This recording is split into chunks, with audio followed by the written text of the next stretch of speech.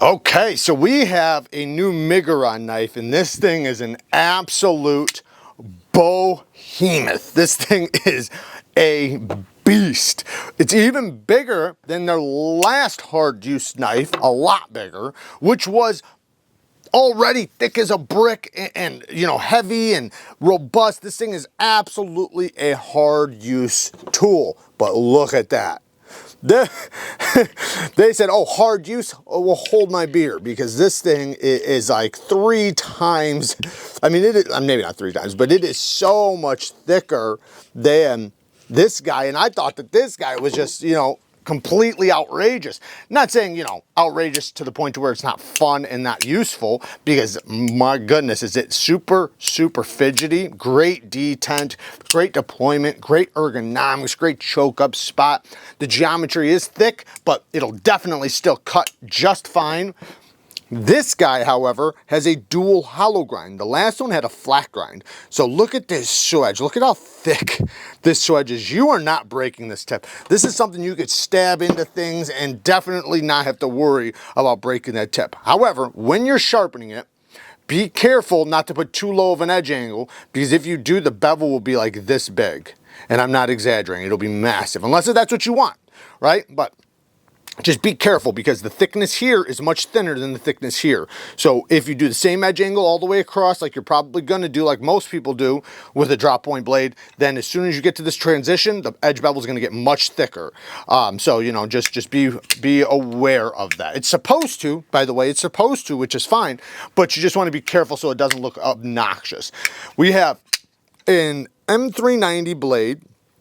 We do have a choke up spot. That we have this diamond patterned titanium that I really like. Offers a great tactile feel. Look at that backspace. That thing's thick as a brick. Look at that. It's literally like a brick. It is ergonomic though, I'll give it that, for being brick-like. And look at all that room you got, man. You got a lot of room with this guy. I could probably chop with this a little bit, but it is still just a frame lock. So, you know, one thing I would have liked to have seen is a secondary lock on something like this, like a pin or something, so that, you know, if you were going to really hard use it, you don't have to worry about breaking the lock or it slipping. The action's really good though, man. This blade is so heavy. Once you break that detent, it's almost like it just takes over, and you have these big robust thumb studs. They are removable too. They have like a dome shape to them. Great access to that lock bar, but of course, look how much room you have. Of course there's good access. Now, I did slip this in and out of the pocket, and it actually did work pretty well. So I'm not going to complain about this pocket clip. Miguron did a good job with it. However, I always wish these are on the inside. I want these on the inside just because then it just can't pose an issue. Look at all that milling on the inside, lots of weight relieving, but they put plenty of spring under that pocket clip, so it does wind up working out. And it's long, that's another thing. And when you do these type of pocket clips and they're short, that's when you pose issues. This thing's an absolute guillotine. Look at that. But hey, man, if the blade doesn't work, you know, you can always throw it because it feels like it's about 2 pounds. I don't think it's that heavy, but you could use it as a hammer. Yeah, man, this thing's cool, man. These are fun. That's the thing. These are fun. They're obnoxious. They're great to hand to somebody and just get a reaction out of them. But Miguron does a really good job as far as fit, finish, build quality, and all of that. So you're getting something that is ridiculous, but also very well done.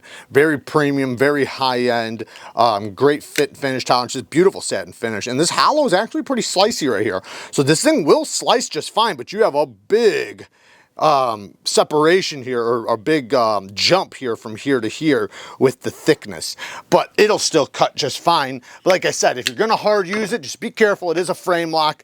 Either one, keep your grip around it, because then you can make sure you are encouraging that lock not to fail, or 2, just disengage it if you're going to do it, and then use the blade disengaged. So if you set it on something, you need to baton it or smack it, you're now sacrificing the lock. That's why I said, you know, it'd be cool if they did have a secondary lock. Now, they don't just do obnoxious things like this. They also have things like this. I think this is the Equerry. the Miguron EDC. It's a nice little EDC size front flipper and reverse flick knife. Beautiful hollow ground sheep's foot blade with thin geometry, great access to the lock bar. They do a really good job with their front flipper deployment. And then here's just a little something else so you can kind of get an idea of the stuff that they do.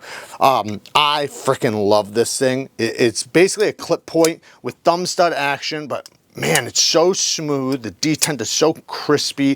The ergos, this is not a big knife. It's like a perfect size knife. It's not big, it's not small. It's literally like just right. And to me personally, I think this is a good looking knife. Look at that micro milling, the blue mixed, I think it's like a G10 carbon fiber.